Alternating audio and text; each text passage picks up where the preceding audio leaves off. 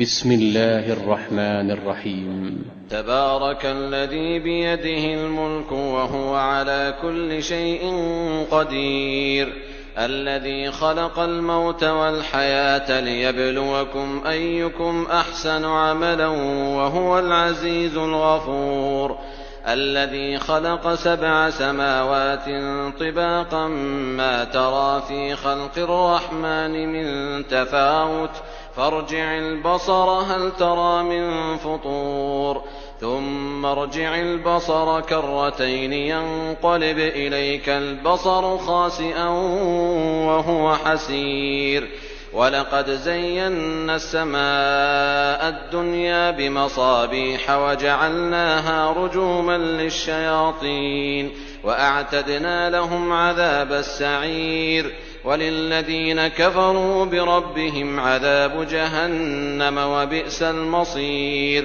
إذا ألقوا فيها سمعوا لها شهيقا وهي تفور تكاد تميز من الغيظ كلما ألقي فيها فوج سألهم خزنتها ألم يأتكم نذير قالوا بلى قد جاءنا نذير فكذبنا وقلنا ما نزل الله من شيء إن أنتم إلا في ضلال كبير، وقالوا لو كنا نسمع أو نعقل ما كنا في أصحاب السعير، فاعترفوا بذنبهم فسحقا لأصحاب السعير. إن الذين يخشون ربهم بالغيب لهم مغفرة وأجر كبير، وأسروا قولكم أو اجهروا به إنه عليم بذات الصدور، ألا يعلم من خلق وهو اللطيف الخبير. هو الذي جعل لكم الأرض ذلولا فامشوا في مناكبها وكلوا من رزقه وإليه النشور. أأمنتم من في السماء أن يخسف بكم الأرض فإذا هي تمور، أم أمنتم من في السماء أن يرسل عليكم حاصبا فستعلمون كيف نذير. ولقد كذب الذين من قبلهم فكيف كان نكير. أولم يروا إلى الطير فوقهم صافات ويقبضن ما يمسكهن إلا الرحمن إنه بكل شيء بصير. أمن هذا الذي هو جند لكم ينصركم من دون الرحمن إن الكافرون إلا في غرور.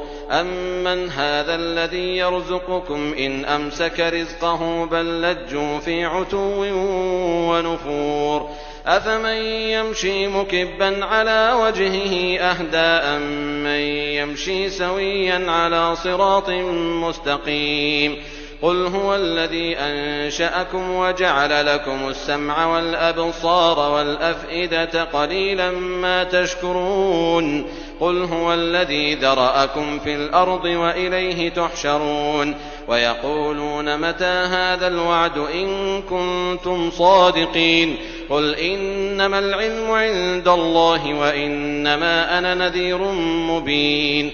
فلما رأوه زلفة سيئت وجوه الذين كفروا وقيل هذا الذي كنتم به تدعون.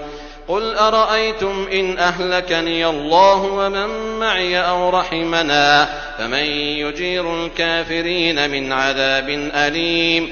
قل هو الرحمن آمنا به وعليه توكلنا فستعلمون من هو في ضلال مبين. قل أرأيتم إن أصبح ماؤكم غورا فمن يأتيكم بماء معين.